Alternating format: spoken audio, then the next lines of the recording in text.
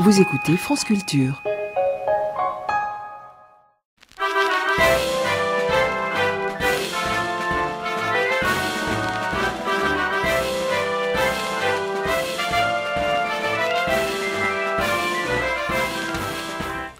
Simone, nous voici déjà en automne et cette saison évoque pour moi deux choses essentielles, les champignons et la couleur. On va parler de champignons.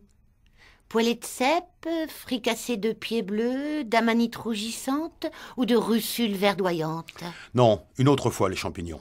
J'ai des envies de lumière aujourd'hui, de couleur et de lumière. Si tu veux bien m'accompagner, je t'emmène faire la promenade la moins radiophonique du monde, au pays des peintres de la lumière. Ce sera long? 3 minutes environ. Allons-y. Je vais te montrer, Simone, 7 tableaux. 3, puis 3 autres, puis un dernier.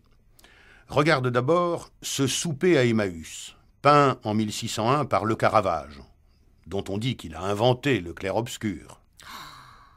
C'est lumineux. Et c'est pas fini. Vois maintenant cette Madeleine à la veilleuse, de Georges de la Tour, un autre champion du clair-obscur, 1640. Remarquable. Passons à un troisième maître du clair-obscur, ici dans son registre le plus clair, c'est Le Moulin de Rembrandt, qui date de 1650. Fascinant. N'est-ce pas? Deuxième série, commençons par la fameuse vue de Delft de Johannes Vermeer, 1661. Regarde, éclatant de lumière. C'est beau.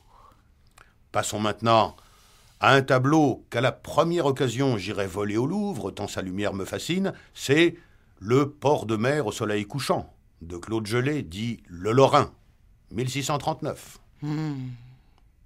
Comment fait-il ça? Le Lorrain était un des champions de la lumière. Il a d'ailleurs fortement inspiré celui par lequel nous terminerons tout à l'heure ce quart de tour d'horizon et auquel on attribue le plus volontiers le titre de peintre de la lumière. Mais voyons d'abord cette sublime nuit étoilée sur le Rhône, brossée par Van Gogh en 1888. De la lumière plein la nuit. On y passerait des heures. Ben oui, mais pas le temps. Notre promenade se termine ici, devant le Flint Castle, le château de Flint, de Joseph Mallord William Turner, le peintre de la lumière. On en prend plein les yeux. Et c'est grâce à la radio. On voit mieux à la radio. Allez, on refait un tour ? Rien que tous les deux alors.